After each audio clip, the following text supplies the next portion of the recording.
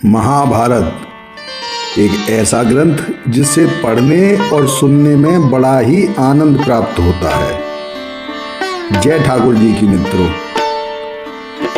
अभी तक हमने महाभारत के आदि पर्व के 132 श्लोकों का हिंदी अर्थ आपको सुना दिया है।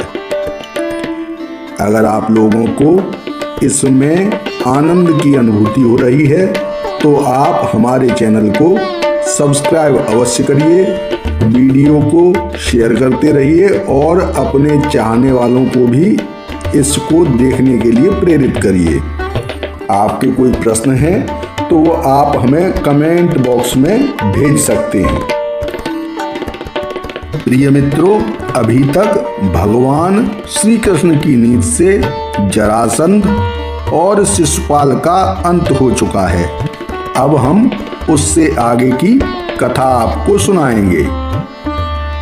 उस समय इधर उधर विभिन्न देशों तथा नृपतियों के यहाँ से मणि, सुवर्ण, रत्न, गाय, हाथी, घोड़े, धन संपत्ति, विचित्र वस्त्र, तंबू, कनात, पर्दे, उत्तम कंबल, श्रेष्ठ मृगचर्म तथा रंक नामक मृग के बालों से बने हुए कोमल बिछौने आदि जो उपहार की बहुमूल्य वस्तुएं आती, वे दुर्योधन के हाथों में दी जाती, उसी की देखरेख में रखी भी जाती।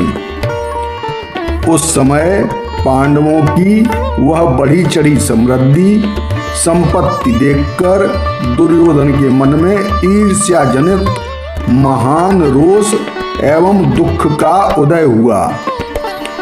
उस अवसर पर मय दानव ने पांडवों को एक सभा भवन भेंट में दिया था, जिसकी रूपरेखा विमान के समान थी।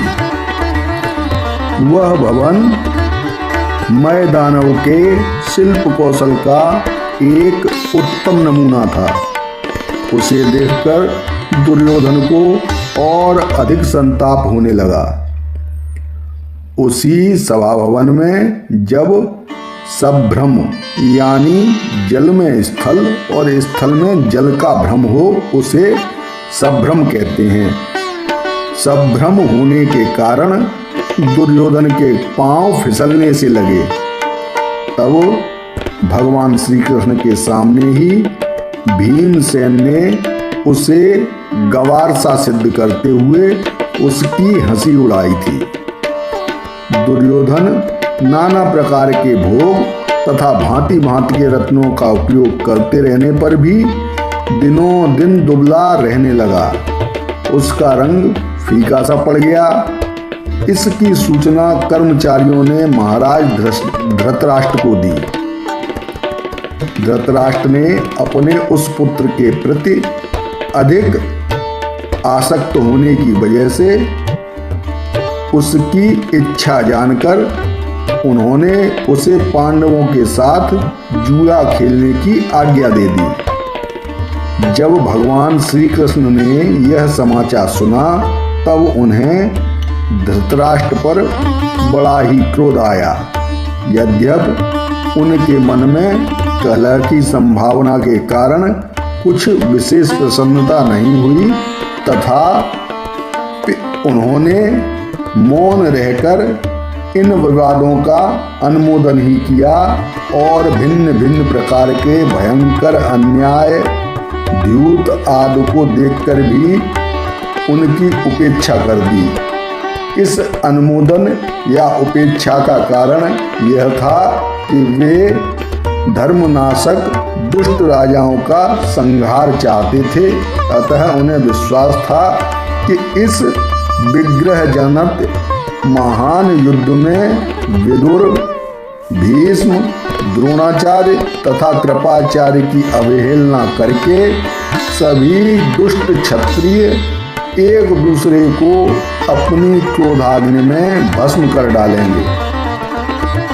जब युद्ध में पांडवों की जीत होती गई तब यह अत्यंत अप्रिय समाचार सुनकर तथा दुर्योधन, कर्ण और शकुनि के दुराग्रहपूर्ण निश्चित विचार जानकर धृतराष्ट्र बहुत देर तक चिंता में पड़े रहे। फिर उन्होंने संजय से कहा, संजय, मेरी सब बातें सुन लो। फिर इस युद्ध या विनाश के लिए मुझे दोष न दे सकोगे। तुम विद्वान, मेधावी, बुद्धिमान और पंडित के लिए भी आदरणीय हो। इस युद्ध में मेरी सम्मति बिल्कुल नहीं थी और यह जो हमारे कुल का विनाश हो गया है, इससे मुझे तनिक भी प्रसन्नता नहीं हुई है।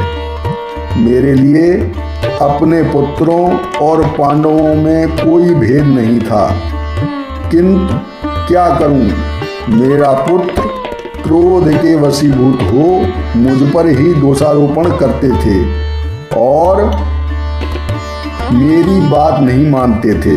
मैं अंधा हूं, अतः कुछ दीनता के कारण और कुछ पुत्रों के प्रति अधिक आसक्ति होने से भी वह सब अन्याय सहता आ रहा हूं। मंदबुद्धि दुर्योधन जब मोहवश दुखी होता था, तब मैं भी उसके साथ दुखी हो जाता था।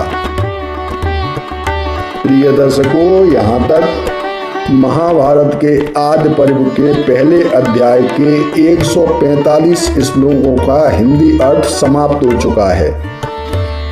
महाभारत की कथा निरंतर चलती रहेगी।